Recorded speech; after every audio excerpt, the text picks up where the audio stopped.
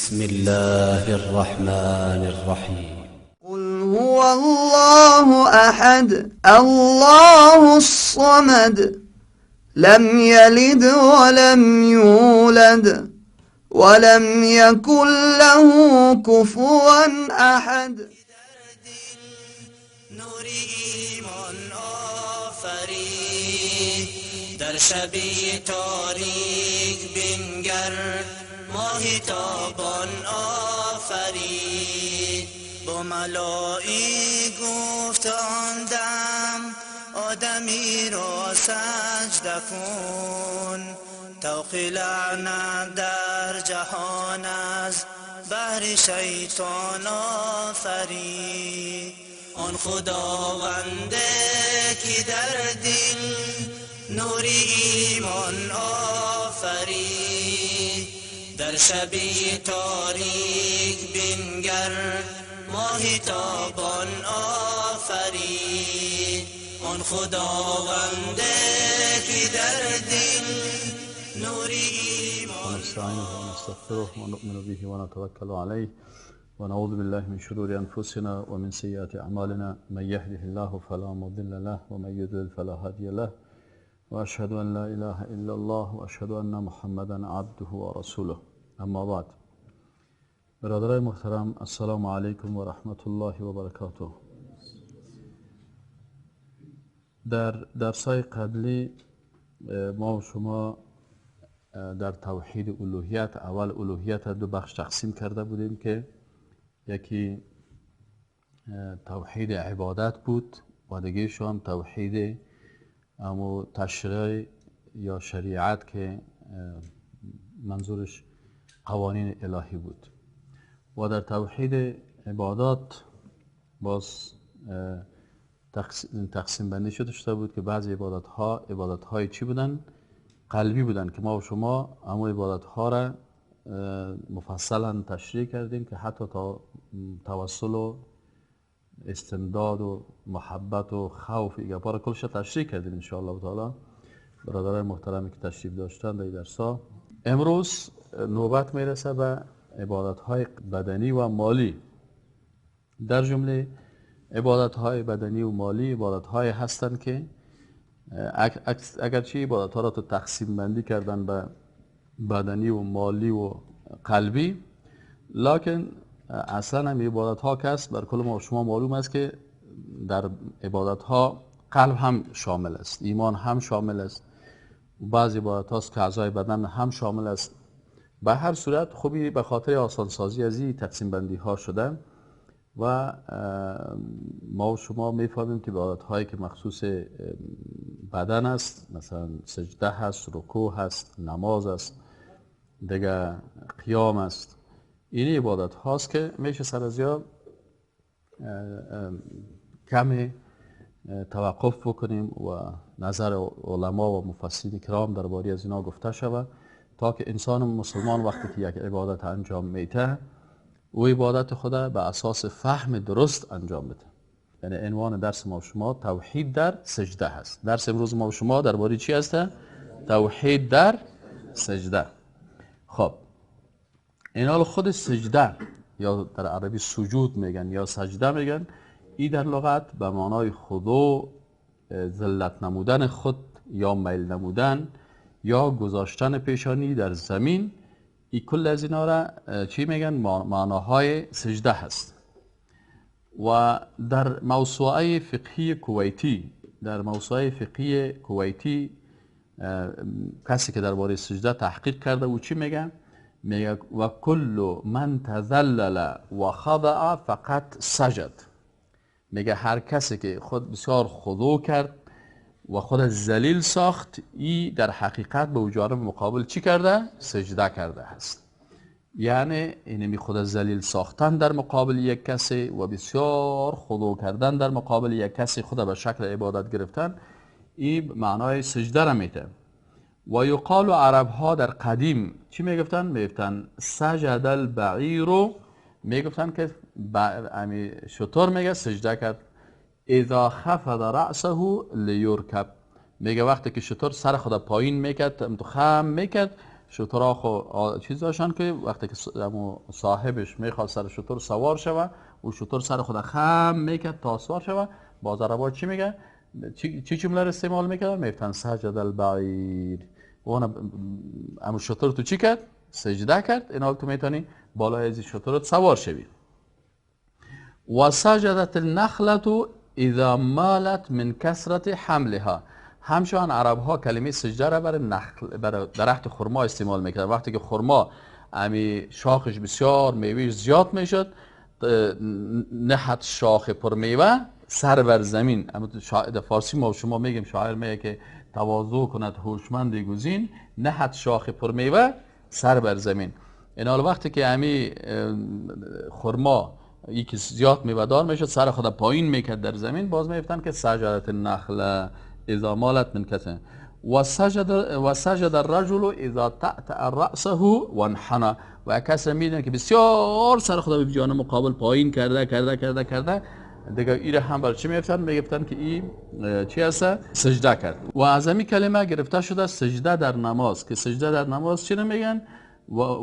و هو وضع الجبهه علی الارض. گذاشتن چی؟ پیشانی در کجا هسته؟ در زمین است. خب این شد چی است؟ این حال سجده چند قسم است؟ سجده را ایره علما میگن که دو قسم است. یکی سجده چی است؟ یکی میگن سجده اختیاری است و یکی سجده تسخیری. سجده اختیاری چی را میگن؟ که یک کسی، این مخصوص انسانها و ملائکه و جنها هستند که به حساب ایمان به اختیار خود به الله سجده میکنن. این سجده چی میگن؟ اختیاری میگن. از این خاطر آیت قرآن میگه که فاسجدوا لله واعبدوا. شما سجده بکنین بر الله و عبادت بکنین. پس اینجا این سجده چی هست؟ اختیاری هست. و اینجا که میگه فاسجدوا لله، شما سجده بکنین خاص بر الله. بر کی سجده بکنین؟ برای الله، یعنی مخصوص الله سجده بکنین، به کسی دیگه سجده نکنین. مثل ما شما میگیم الحمد لله. الحمد لله وقتی که لام آمد، این علما در نحو چی میگن؟ در گرامر زبان عربی میگن که لام به معنای تخصیص است. به معنای تخصیص است. چی معنا؟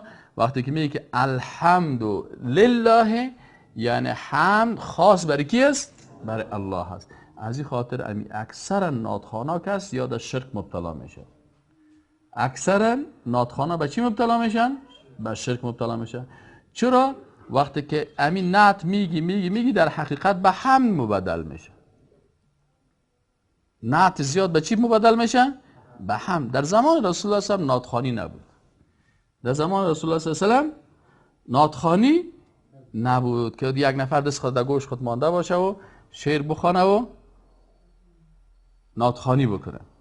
اینی چیزها در زمان رسول اکرم صلی الله علیه و سلم وجود نداشت. این حالی که مثلا در منطقه ما و شما نادخوانی را زیاد شروع کردن، این سبب چی میشه؟ بالاخره توصیف میکنن، مدح زیاد میکنن، در حالی که رسول اکرم صلی الله علیه و سلم چی گفته؟ لا تطرونی کما اطرت النصارى ابن مریم. شما بسیار توصیف مرا نکنین.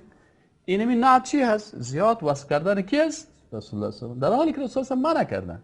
گفته لا تطرونی، زیاد مرا مدح بگوین که عبدالله و رسوله، دو کلمه. رسول الله بر ما چی یاد دادن؟ دو کلمه. بگوین که اشهد ان محمدا عبده و رسوله.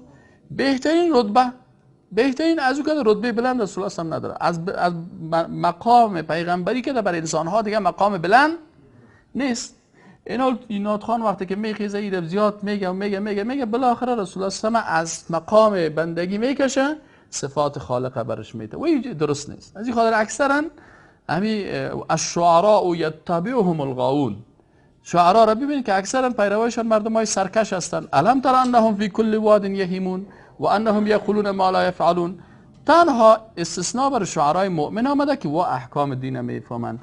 از این خاطر وقتی که آیت قرآن میگه فاسجدوا لله، وقتی که الحمدلله گفت او معنا را میده. فاسجدوا لله، سجده برای کی بکنین؟ فقط برای الله بکنین.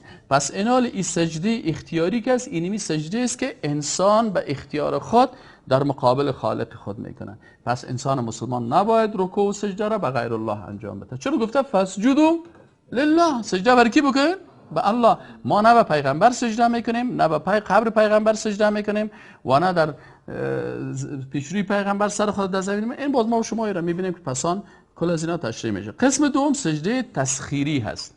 سجده تسخیری چی را میگن؟ سجده است که تمام مخلوقات مسخر به الله هستند.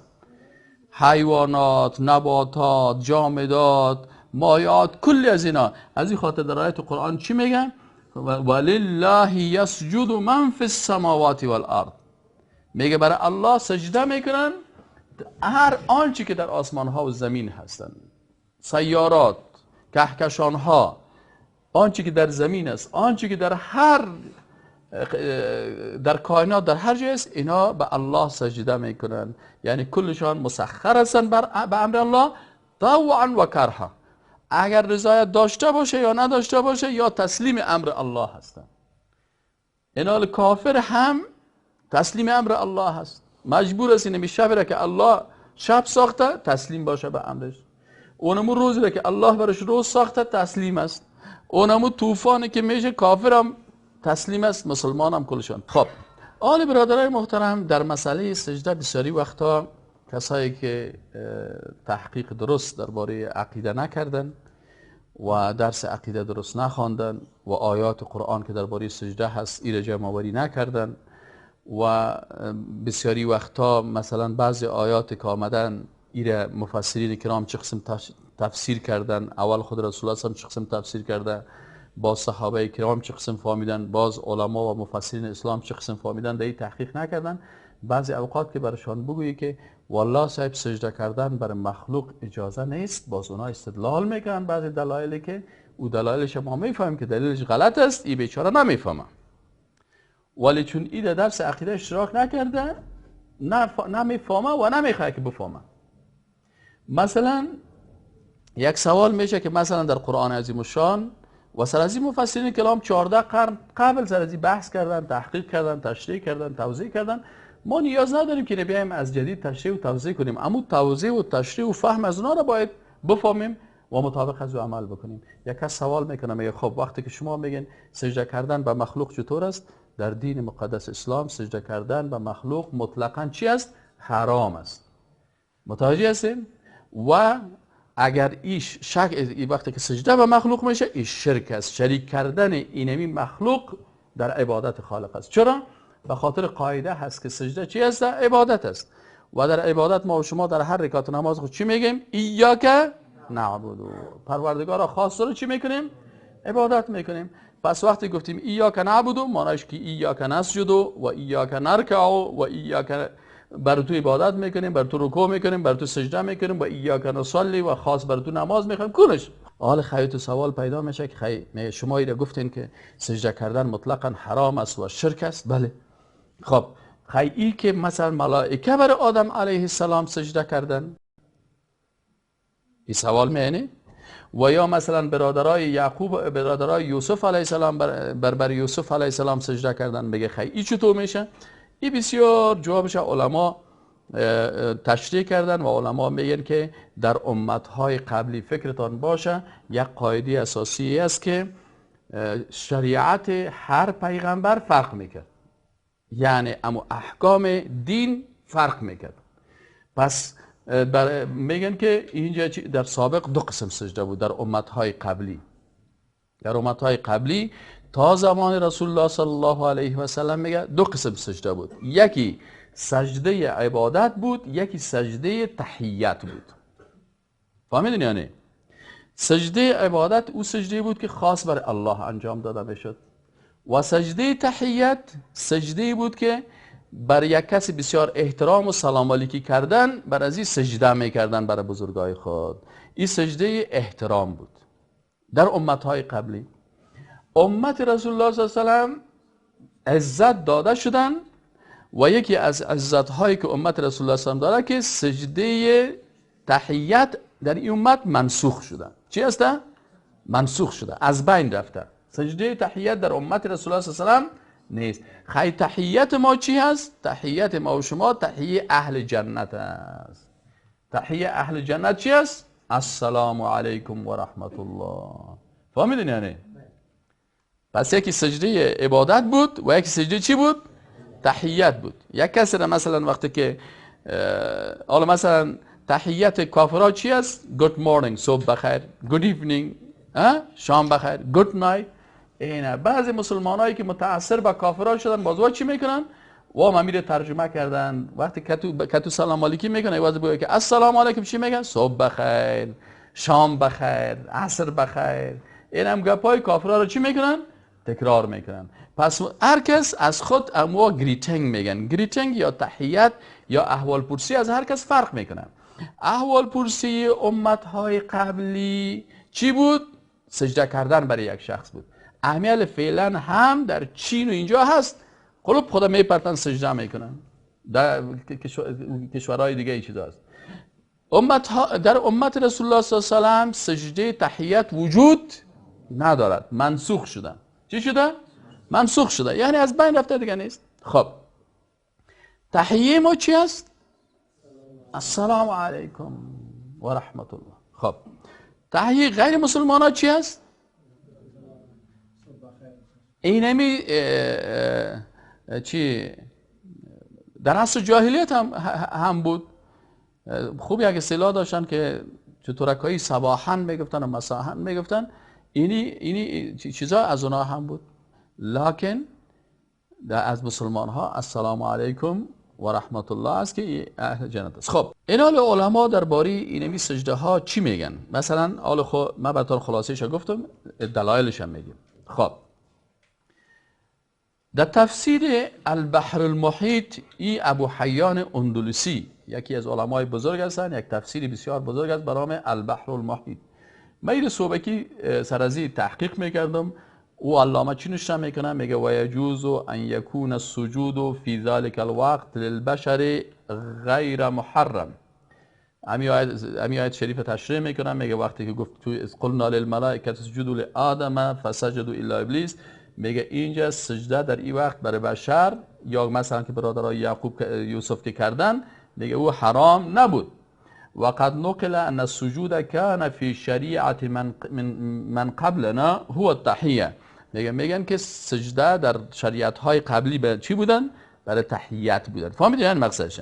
این ابو حیان اندلسی میگه و نسخ ذلك فی الاسلام. چی مانا؟ این منسوخ شد در چی؟ اسلام. خلاص آل موتو در شریعت رسول الله صلی الله علیه و سلم هستیم یا شریعت های قدیم؟ آنچه در بین از اون منسوخ شد چی شد؟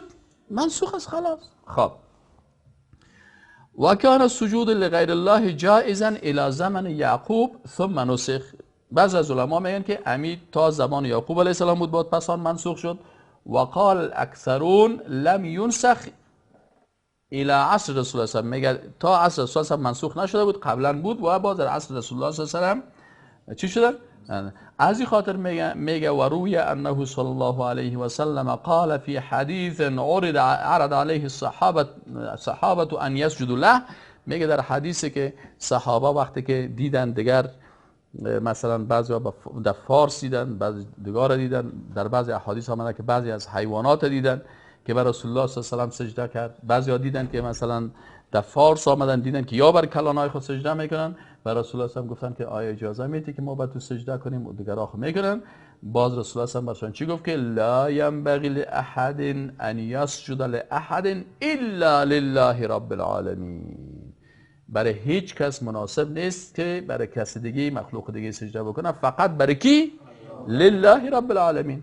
پس یعنی موضوع را میگه کی پیشنهاد کرده بود؟ میگه این پیشنهاد از حضرت معاذ رضی الله تعالی عنه بود که او خواست که به رسول الله صلی الله علیه و سجده بکنه یا سجده کرد. بعضی علما میگن ولی رسول الله صلی الله علیه و سلم برشان منع کرد که شما باید شریعت مایی است. از این خاطر میگه با اینمی حدیث این دلالت به چی میکنه؟ نسخ سجده چی است؟ تحیت است. متوجه شدین؟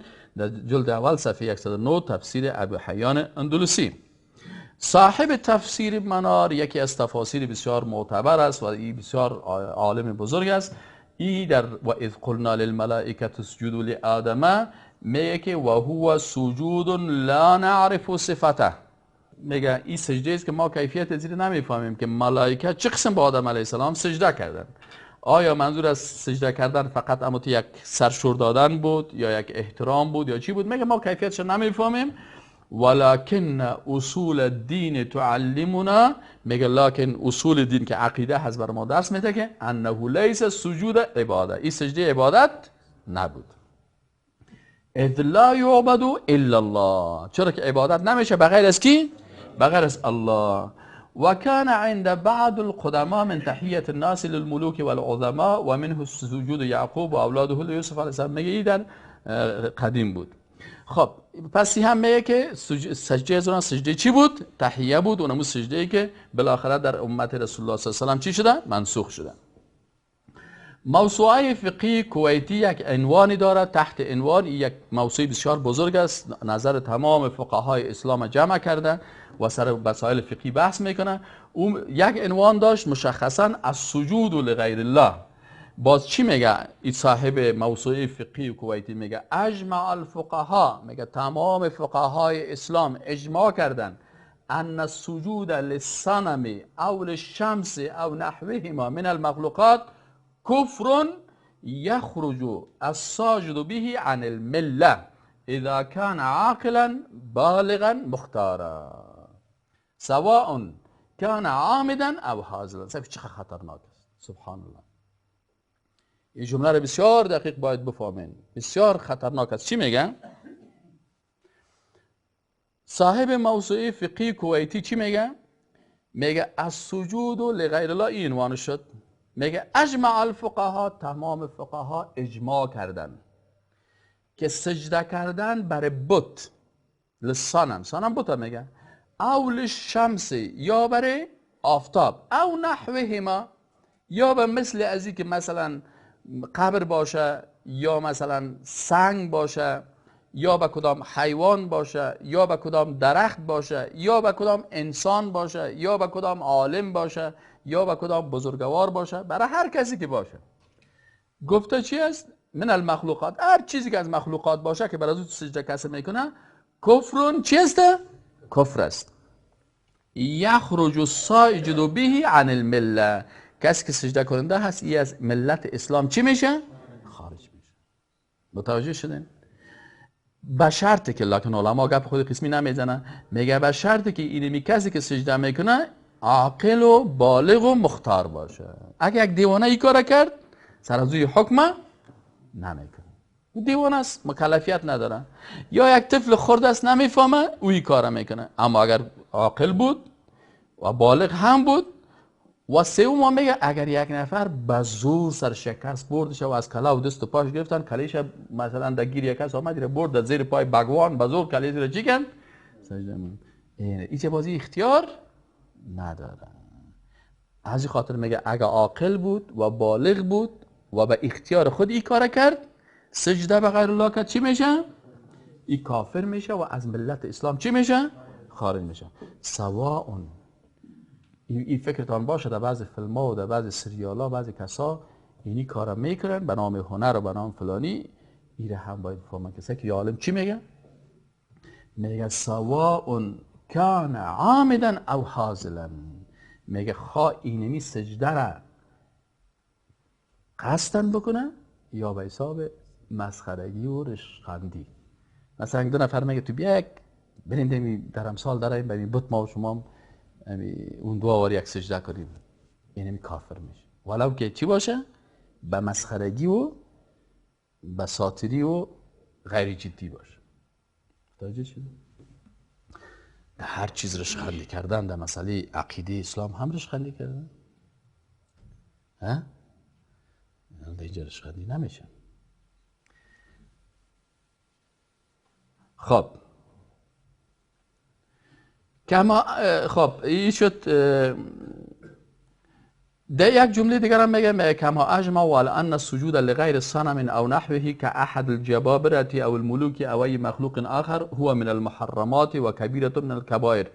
دیگه میگه این هم علما گفتن که اگر کسی به کدام انسان ظالم و بر یگان پادشاه و به یگان مخلوق دیگه اگر سجده میکنه، میگه از جمله محرمات است و کبیرة من کبائر الذنوب، از جمله گناه های بسیار بزرگ است. فان اراد ساجد بسجوده عبادت ذلك المخلوق، اگر یک نفر به یک مخلوق سجده کرد و منظورش عبادت بود و شکل عبادت گرفت و خود در مقابل از او ذلیل ساخت، کفرون، ای کافر میشه و خرج عن الملت به اجماع العلماء، ای خارج میشه به اجماع العلماء. و این لم یورد بها عبادتا، میگه اگر نه گفت که والا من سجده به فلانی نفر کردم لکن هدف ما عبادت نبود، فقد اختلف الفقهاء، بعض فقها در این نظریات اختلافی دارن. فقال بعض الحنفیه، بعض علمای احناف چی میگن؟ یکفر مطلقا، میگه مجرد که به مخلوق سجده کرد میگه مطلقا چی است؟ کافره. سواء كانت له اراده او لم تكن له اراده. علمای احناف که است، علمای احناف یعنی در عقیده شدیدترین مردمی که بسیار جدی هستن کی هستن؟ حنفا هست، احناف هستن. شما برین کتابای عقیده احناف، آل کتابای بسیاری کسایی که مردم برای سجده خود و سجده به مخلوقی را دعوت میکنن، یا کتابای عقیده حنفی را در دست جوانا نمیتن. اگر بر شاگردای خود درس بده، شاگردش میگه اوه فلانی تو خودت کافر هستی.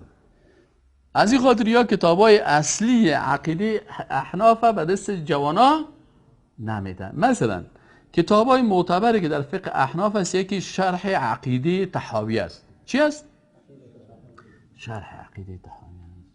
از این خاطر شرح عقیده طحاوی را برای جوانان نمیمانند که بخوانند. از این خاطر برای چی جور میکنن؟ یگان کتابک های دیگه، یگان کتابایی که خودشان جور کردن، یگان چپترهایی که خودشان نوشته کردن، امیگپ های متکلمین و فلان و فلان. اما معتبرترین کتاب در عقیده احناف چی است؟ شرح عقیده طحاویه ابن ابی العز حنفی هست. و این کتاب آنقدر قوی هست که نه تنها در افغانستان، در کل دنیا انسان‌هایی که واقعا موحد و یکتاپرست هستن از این کتاب استفاده میکنن. کلگی استفاده میکنن. شافعی، مالکی، حنبلی ها کلگی از استفاده میکنن. سلفی کلشان. حتی من در بسیاری جایی که من رفتم یک در مدارسی که سلفی ها بودن، کدام کتاب ها میخواین؟ گفت من گفتم کتاب کی رو میخواین؟ من گفتم یعنی استادان در عقیده ما هستیم. گفت چی است؟ گفتم یعنی ابن ابی العز حنفی. همین کتاب است. به علمایشان کلگی گفتن بهترین کتاب و بهترین عقیده کی است؟ کتاب احناف است، به شرطی که این کتاب چی شود؟ خوانده شود. اما این که نمیمانند و در مدارس افغانستان و در بسیاری مدارس این اجازه نمیتن، این اگر سر از این هست که نمیخواه. و یک کتاب دیگه که در عقیده بسیار خوبش است که اگر برای جوانان بده، باور بگو که دلشان از زندگی می جوانای خودشان، شاگردای خودشان سیاه میکنن. کتاب ملا علی قاری هست، ملا علی قاری حنفی که فقه اکبر امام ابو حنیفه رحمت الله علیه رو چی کرده؟ شرح کرده.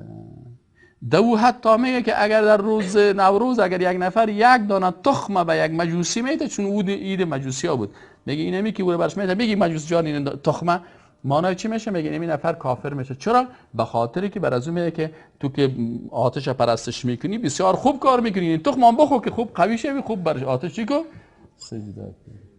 فهمیدین؟ گپ من است، گپ حتی او کتابم نمیگه، او هم بند است. این دو تا کتاب چی است؟ بند است. مثل چی واره؟ مثل که قرآن عظیم شان ما میخوانیم که این تقریبا در قرن 12 بود، چند بود، این صاحب یک کسی به انگلیسی ترجمه کرد قرآن عظیم شان در اروپا. این قرآن افتاد در دست کشیشا. کشیشا 4-5 قرن این صاحب در کلیسا قلف کردن. یک صندوق بود به نام صندوق ممنوع که دیگه از دست نزنه. چرا قلف کردن؟ که اگر قرآن مردم اروپا بخوانه، مردم چی میشه؟ مسلمان میشه. یه چندین قرن در کتابا خوانیم که گفت چندین قرن صاحب ایده کلیسا ترجمه قرآن شریف به زبان انگلیسی چی بود؟ قلف بود. و سرش یک قلف هم انداخته بودن که در قلف بغیر از خود همی رئیس از کلیسا کس حق نداره که قلف یا صورت صندوق سایلام کنه. یک وقت سای مردکم مرد، دیگه مردم اومدن گفتن تو باید صندوق سای کنیم، پیسه هست چی پود کردن، میگن سال میگن که چی رو کشیدن؟ قرآن عظیم الشان با ترجمه انگلیسی. بعد صاحب وقتی که این قرآن کریم برآمد در اروپا، این همیشه صاحب تمام روز در اروپا و در امریکا مردم چی میشن؟ مسلمان میشن. در جاهایی که مثلا در فرانسه و جنوب فرانسه که یک مسجد نبود، آل صاحب بری که 1000 مسجد جور شده. چرا 1000 مسجد جور شده؟ در کلیسا وقتی که مردم میره، یک توتا گوشت برات میده که یک گلاس شراب، یک توتا نان میده، میگه این گوشت مسیح است. تو خب میگی نان است. چه گم شو؟ مولا صاحب تو نمیشه کشیش صاحب. حالا همه عقل دانم است. حالا من میبینیم این چیز است. نان است. میگه نه اینو ما دم کردیم، این گوشت داشته. میگه صاحب همون دم تام شدن تاثیر نکرد، میخوام مزه نانش مونده، یک دم کو که همین چیز شوه.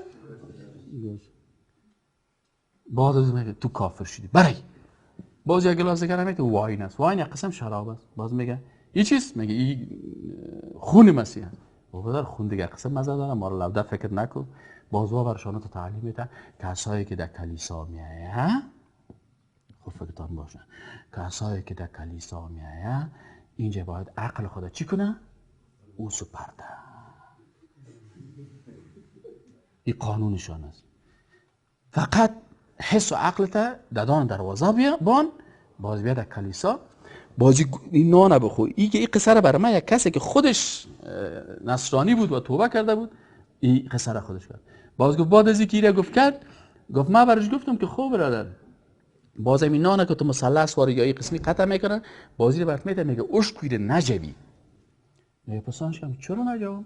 و به خاطر از این نجوی که این گوشت مسیح هست. باز حضرت مسیح چی میشه؟ با تکلیف میشه. از این خاطر همین مرغا که یک توتا گوشت پیدا میکنن تو تیر میکنن، این قسمی تیر کو. خب من مصروف هستم، من تیر کردم میره. خب میگه من پرسانش کردم ببخشید excuse me father I have a question. میگه چی question داری؟ میگه من برش گفتم ای تو کی نان کت کارد گرفتی تو توتا کدی ها؟ اینجا هیچ مسیح افگار نشد. دای دندانکای زیبای ما طلایی افگار میشه. باز میگه برای ما گفت تو کافر شدی. از این خاطر مردم اروپا چی کردن؟ کلیسا را به گوخانه جور کردن، اوسو کردن. این حال مردم اروپا دین نداشتن، لایک شدن. حالی که کتشان بشینی، وقتی که یک روز ما به یک اروپایی که نصرانیت ترک کرده بود 3 ساعت گرد زدم، من قرار شیشته بود گوش میگرفت. تو مزه میدادی را آخه مفتون بخی با تندال بس است دیگه، تو حلقه ما خوش کردی. نه گفت کانتینو مفتون نه کانتینو میدونی بس است دیگه، من کانتینر نیستم که کانتینیو کرده برم. گفتم حلقم خوش شد، تو دیگه یک روز میخوای ملا شوی، دیگه روز بار شد. اینقدر این تشنگی داشت. یک عالم از هالند آمده بود در خیرخانه که از شاگردای پانزه حقوق مرا دعوت کرد، رفتم اونجا 3 ساعت بر از این گپ میزدم و گوش میگرفت. به هر صورت این حال عین سناریویی که غربی ها در اونجا کردن در افغانستان سر کتابای اصلی احناف است، سر عقیده احناف است. شما بخواید که اینجا بسیاری کسا اعتقادات متکلمین، علمای کلام کدام مردم هستن که از فلسفه و از منطق و از گپا عقیده خود جور کردن. عقل تو میگه از قرآن و سنت رد میکنن. نه ما این آیت ما قبول ندارم مطابق عقل من نیست، نه ما این حدیث قبول ندارم مطابق عقل من نیست. این حال صاحب اینی کتابا رو میگیرن، در حالی که اگر شما کتاب ملا علی قاری که بزرگترین عالم در نزد احناف است، اگر شما این کتاب از این بخوانین، او میگه که چتلترین مردم، وزشترین مردم و کافرترین مردم در دنیا متکلمین هستند، علمای کلام هستند. چرا یا چتل هستند؟ خاطر که یا عقل خدا به چی ترجیح میدن؟ به آیت قرآن، به حدیث رسول الله صلی الله علیه و سلم. در غیبیات میگه نه، در غیبیات هم تا که عقل کار نتم ایره قبول ندارم. از این خاطر بخونین شما حداقل میره به خاطر برش. شما میگم که اگر میخواین که خوب و عقیده ما تا وقت خراب بود، ما خودم در فالبینی و در تاویز و در این گندگی ها تا وقت ما مبتلا بودیم تا که این دو کتاب در دست من نرسیده بود. وقتی که من عربیم پخته شد، باز من کتابای فارسی رو وضو کردم دیگه. این کریم آب و بخشای بر حال ما 40 سال ز عمر عزیزت گذشت و مزاج تو از حال طفلی نگشت. این یک آدم صحیح میگه، دو میزنه در روز اول دو میزنه شاگرد خودم. یعنی مرد میگه من خود 8 ساله بودم نه، اما کسی که برای من درس میداد من سر از این شک کردم.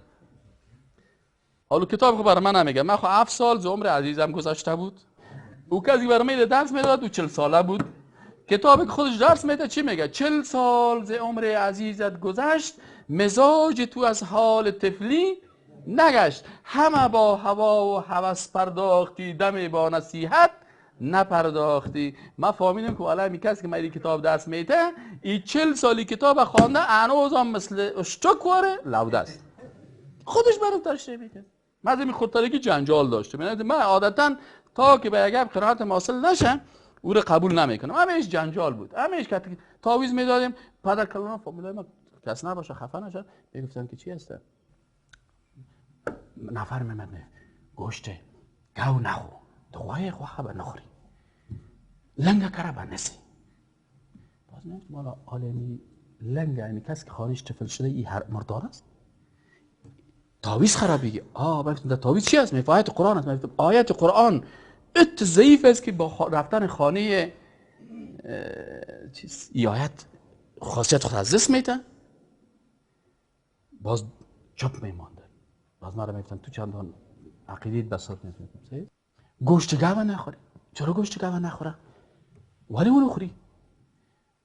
بابا چه گپ نزن. نکنی تجارت ما رو خراب. بالکل لودا آمدن و 1200 روپیه میتن. یک بند پخته 3000 روپیه. باز من دیگه تو مثل خار آدمی چشم ازیا در آمدن میرفت. چرا گوشت گاو نخورن؟ حال چی دلیل داره؟ کلسترول داره. او مرد اگر کسی که پیش تو آمده به تعویض او خواست از گشنگی ماها گوشت نخورده، او باید گوشت گاو بخوره یک ذره که کمک خوب شه و تقویت شه. نه نخوره. آخرش چی شد؟ آخرش دیگه سعی میکنم که گوشت گاو کتابا رو مطالعه میکنم که باشه این ملا فیصل آخون این گوشت از کجا پیدا کردن؟ فیصل خان این گوشت از کجا پیدا کردن؟ تو بیا اینجا. یک ملا صاحب بود به نام ملا دوپیازه و یک ملا صاحب دیگه بود به نام ملا ابوالفضل بود. یا استاد اینا در عربی هم بسیار مهارت داشتن. یک تفسیر هم نوشته کرده بودن و این باز اون دعا برازی دختر خدا میته. دختر خدا میته باز اون دعا میگه که آل خامی گوشت که مسلمان ها میخوره گوشت گاو سرما بسیار بد میخوره. تو یک دلیل برش پیدا بکو که می مسلمان ها از این منع شوه. بازی مولا صاحب باز یک حدیث دروغی را جور میکنه. باز میگه یا ایها البشر لا تذبحوا البقر فان ذبحتم البقر فمأواه السقر. گپ خلاصه پس کل گپ سر چی آمد؟ این دلیل استاد فیصل خب بسیار خوبش بود. دلیل مش که من که تحقیق کردم عین گپ بود منتها با عبارت دیگه و اویی که تعویض در افغانستان اصل استاد تعویضگرا و جادوگرا و فالبینا اون دو هستن و یهود هستن. سکه ها تعویض کردن همه عالم دکان دارن. این مسلمانی که میگه من مسلمان هستم در لب دریای کابل شیشته و تمام روز گندگی بوی میکنه، یک کمسایگک خودم میپرته یک دار پی میگیره و 4 تا جوان هم سرش شخن بزنه. این اصل تعویضگر و جادوگر نیست. اصلش صاحب او سکی است که قرار شیشه و صاحب پیش از اون مردم ها کی میرن؟ کتک مردم های میره که باز بر از اون دالرکی میتن. این حال اصل جادو و سحر گپا رو واجور کردن. و دیدن که والا چطور کنیم؟ گفت والا یک مانور میریم مردم آل خواهگه بگی مسلمان که مسلمان گوشت گاو نخو. مسلمان برد میگه که نه برادر در کتاب ما در قرآن عظیم شان گوشت چی است؟ گوشت گاو و گوسفند و بز یا کسی است حلال است. و اگر ما ایره کدام عالم ایره حرام بگویی خدا عالم کافر میشه. مثل مولا دوپیازه که در این حدیث روایت خود چی شده؟ دوپیازه نشده بیخی دو دوزخه شده. فهمیدی؟ 2 مرتبه ایسا در دوزخ اما تو در منزل پایین‌ترش چخور میشه. ایناله یا چی کردن؟ یا یک مانور ایجاد کردن که بیاین ایره به بهانه همین تداوی مردم چی کن؟ از این دور بان. به هر صورت اینی مشکلات است که در چیز پیدا میشه. و کلش از چی پیدا میشه؟ از این پیدا میشه که با کسایی که درس عقیده و کسایی که آیات قرآن و احادیث رسول الله صلی الله علیه و سلم خصوصا در باب عقیده درست تحقیق نکردن و نمیفهمن. در ایسر التفاسیر که از علامه ابوبکر الجزایری است، او چی میگه؟ ایسر التفاسیر علامه ابوبکر الجزایری چی میگه؟ میگه السجود لغیر الله تعالی کفر. سجده به غیر الله چی است؟ خب لما ورد ان الآیت نزلت ردا علی ما ارادوا ان یسجدوا للرسول صلی الله علیه و سلم. میگه این آیت نازل شده برای کسایی که میخواستن سجده به رسول الله صلی الله علیه و سلم بکنن. بر از اینا اتو گفت ایامرکم بالکفر بعد اذ انتم مسلمون. آیا پیغمبر شما را امر میکنه به کفر بعد که شما مسلمان شدین؟ این تهمت سر رسول الله صلی الله علیه و سلم نکنید. این تفسیر ایسر التفاسیر از علامه ابوبکر الجزایری جلد اول صفحه 179. علامه ابن عثیمین چه خوب تحقیق میکنه. یعنی هر عالم باور بکنید که یک وقتی بر ما میگفتن میفهمیم کتاب هر عالم یکی علمای واقعی دیگه. علمای چی؟ واقعی. علمای واقعی که اونا واقعا عالم هستن، واقعا یکتاپرست هستن، واقعا قرآن و سنت میفهمن. میگه هر کتاب هر کدام از اینا بخونیم، هر کدام از علما مثل یک میوه هست. کتاب یک چه میخوانیم فکر میکنیم که همیشه سیب میخورم، پیش دیگه یک میخوام فکر میکنم که انگور میخورم دیگه. یعنی کتاب هر کدامش که نظریاتشون میخوانی اما تو برات قرآن عزیز بشان تشریح میکنن که همین مشکلت کاملا رفع میشه. علامه ابن عثیمین چی میگه؟ میگه ان السجود لغیر الله تعالی اذا کان، میگه او مردم بس کسایی که اعتراض میکنن که انسان ها چرا ملائکه چرا به آدم علیه السلام سجده کرد، میگه اعتراض، میگه اگر سجده به غیر الله به امر الله باشه او عبادت است. خوب فکر داره. میگه یک قاعده بسیار خوبش میگم، میگه امر الله عبادت است، نهی الله چی است؟ عبادت است. وقتی گفت این کارو بکو الله گفته تا این عبادت شد، و این کارو گفت نکو و تو این کارو نکردی تو در چیش داخل شدی؟ در عبادت. پس این حال وقتی که ملائکه بر ملائکه امر الله شد که بر آدم سجده کنن، بر ازوا چی شد؟ عبادت شد. اما برای ما و شما که گفته به کس سجده نکو و مخلوق چی شد؟ عبادت شد. صحیح شد یا نه؟ پس یه عالم این یک قاعده میته، از این خاطر میگه که حتی میگه اگر حرام هم باشه، یک چیزی بود بیخی حرام است مطلقاً، قتل حرام است نیست. یه عالم چی میگه؟ چه قاعده میته؟ میگه وقتی که الله برای ابراهیم علیه السلام امر کرد که بچه تا بکش، کشتن اولاد حرام است نیست، لکن وقتی که امر الله شد به چی مبدل میشه؟ پس ذبح کردن اسماعیل علیه السلام برای ابراهیم علیه السلام چی بود؟ عبادت بود. اما برای موتو حرام است. پس چی خوب است، چی خراب است، چی درست است، چی غلط است، او رو کی تعیین میکنه؟ الله تعیین میکنه. الله بر از اونها تعیین که بر ملائکه که شما سجده بکنین بر آدم، بر از اونها عبادت شد. برای موتو گفته که بر آدم علیه السلام اگه میالم بیای تو حق سجده را نداری. اگه میال قبر آدم علیه السلام کشف شوه و بگین قبر آدم علیه السلام است و مجسمه جسدش هم کشف شوه بگین حسابی جسدش است، ما حق داریم برای سجده بکنیم؟ نه. به خاطر اینکه بر از اونها چی بود؟ امر الله بود که سجده به او بکنن. برای ما و شما امر الله هست که به مخلوق سجده نکنید. برای ما و شما گفته که فقط سجده برای کی بکنین؟ به الله بکنید. صاحب تفسیر حقی چه خوبش گپ میگم، میگه وقتی که گفته شده که اسجدوا للرحمن، به کی سجده بکنین؟ به رحمان الرحیم.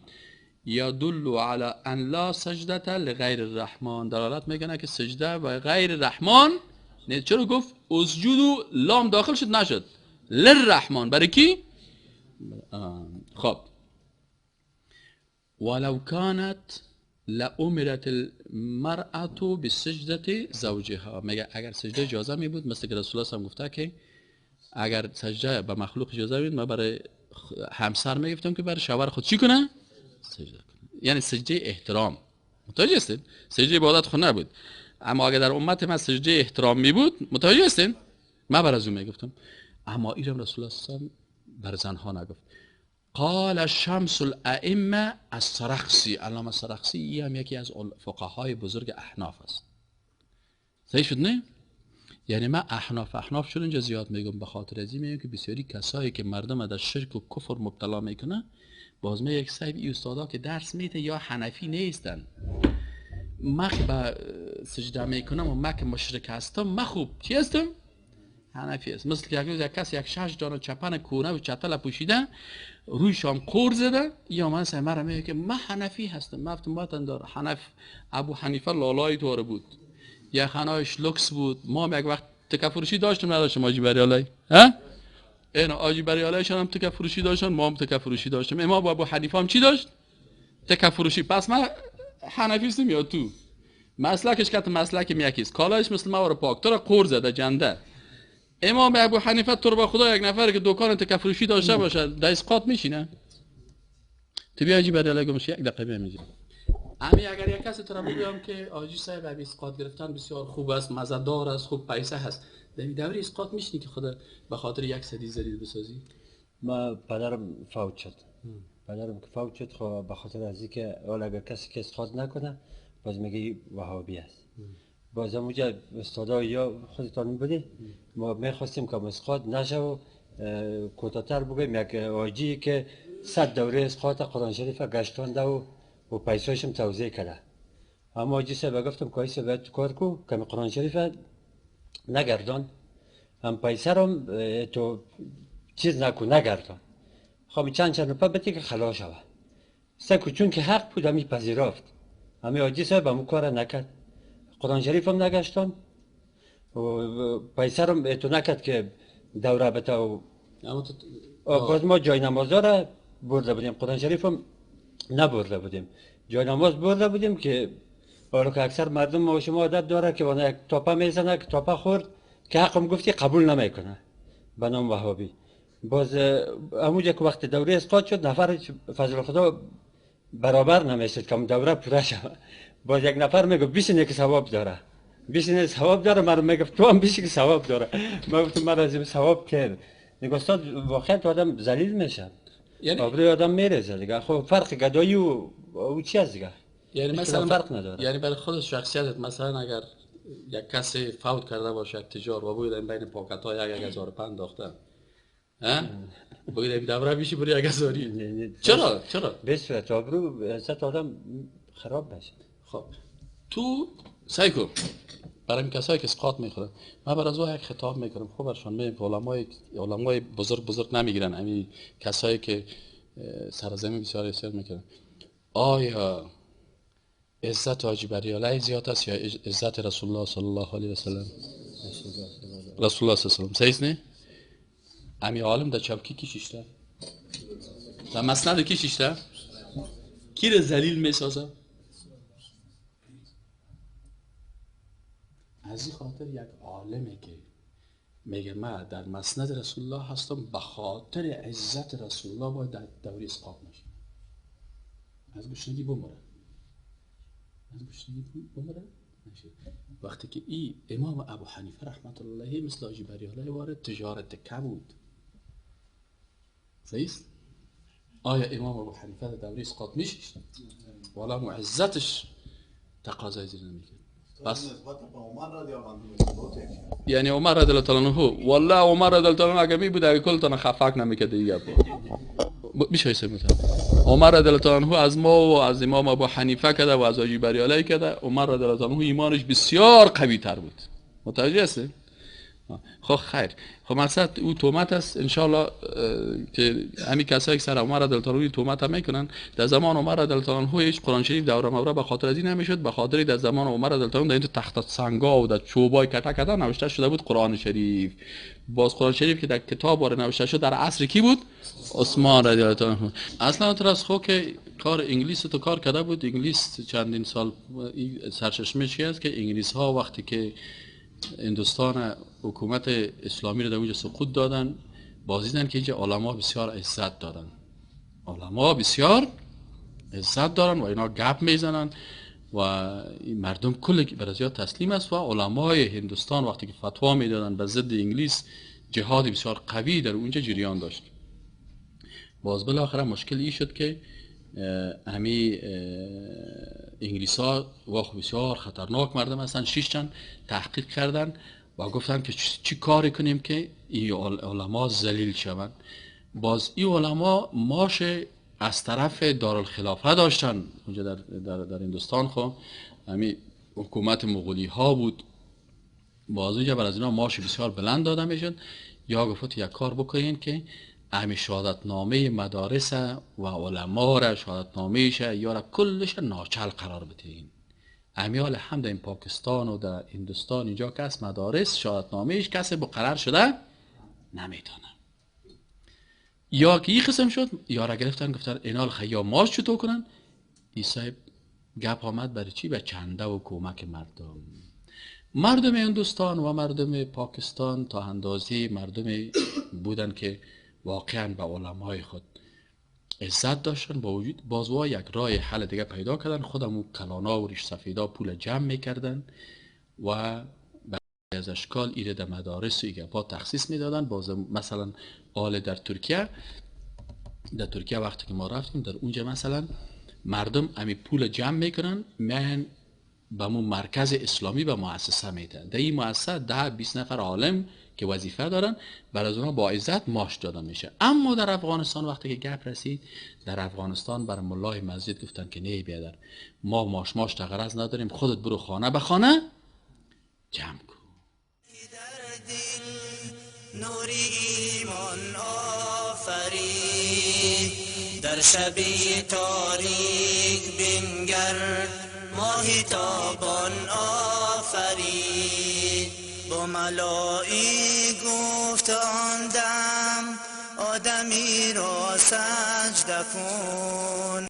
توق لعنت در جهان از بهر شیطان آفرید. آن خداونده که در دل نوری ایمان آفرید در شبی تاریک بنگر، ماهی تابان آفرید. آن خداونده که در دل نوری ایمان آفرید در شبی تاریک بنگر، ماهی تابان آفرید. آدمی بیچاره را بین گرزی بحری گندمه، کرده از جنت بیرون پیری دهقان آفرید. آن خداونده که در دل نوری ایمان آفرید در شبی تاریک بنگر، ماهی تابان آفرید. آن خداونده که در دل نوری